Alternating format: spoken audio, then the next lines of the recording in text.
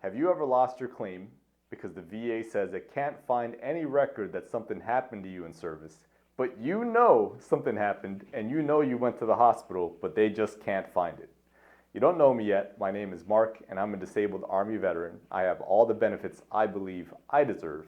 It took me 7 years and about $100,000 in lost VA benefits. Made a lot of mistakes and learned a lot of things. But since then, I've helped over 600 vets get the VA benefits they deserve, and I'm hoping that I can help you as well. So many of you are losing your claim because you don't have your active duty medical records. You are at the mercy of the VA to find it for you, usually, and your only solution here is to take control of your claim by getting your records and submitting them, the ones that matter, so it's harder to miss. Your other option is just submitting another claim, rolling those dice, and hoping that someone is going to find what you need them to find this time. Don't recommend it. You need your records. And today in the VA Disability Verse, I'm going to talk to you about my preferred method of getting your records. Now, this won't be applicable to everyone, so this is the path of least resistance, I believe that. But before you take an airplane flight or take a 10-hour road trip, please watch the whole video, because this might not be applicable. So in general, if you got out of the military in January 2000, there's a decent chance that your active duty medical records are being held at your last duty station's main hospital. Not the out processing center, but the main hospital. It's the place where you got out. So I got out of the military in 2013, Darnell, Copeland Center, Fort Hood. And so my records were actually at Darnell. I've actually tested this out last year in 2022. I went to Darnell in July 2022, and it took me 2 months to get my records via email. Now I realize, again, this won't be an option for everybody, but many retirees, they set roots in the towns outside their where they retired from. And so this is a possibility for some of you, or depending on your commitment to winning your claim, if you're willing to make the flight, got to make sure that it's going to be worth it for you. But listen to the whole video first. So I found this process to be simple. I just rolled up to the visitor center like you normally would, and I went to Darnell.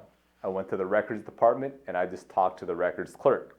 It's pretty simple. She gave me a release of information form to fill out, and it was pretty straightforward. It asks you 3 options if I remember right. Do you want a physical copy mailed to you?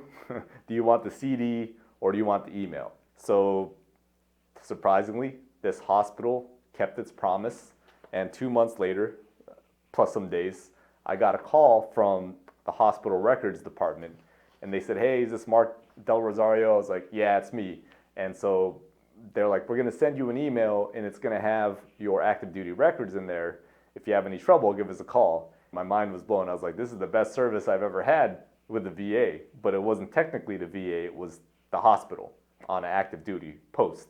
So during the phone call, they just told me to pay close attention to the instructions, and I will tell you, they're right. You better pay attention to those instructions.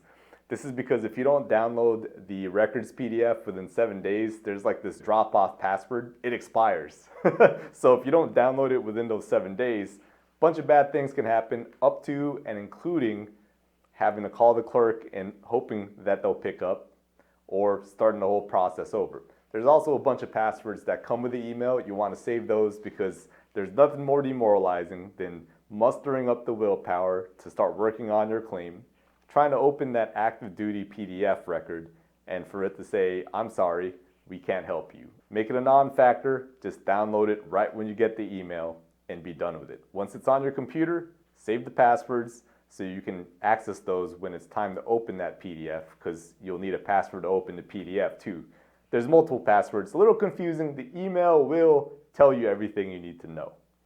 So what else is there to say here? If you are inclined to go this route, before you make that drive or take that plane flight, what I will say is call the hospital first and talk to a human being, then kiss a bunch of frogs until you reach the records department.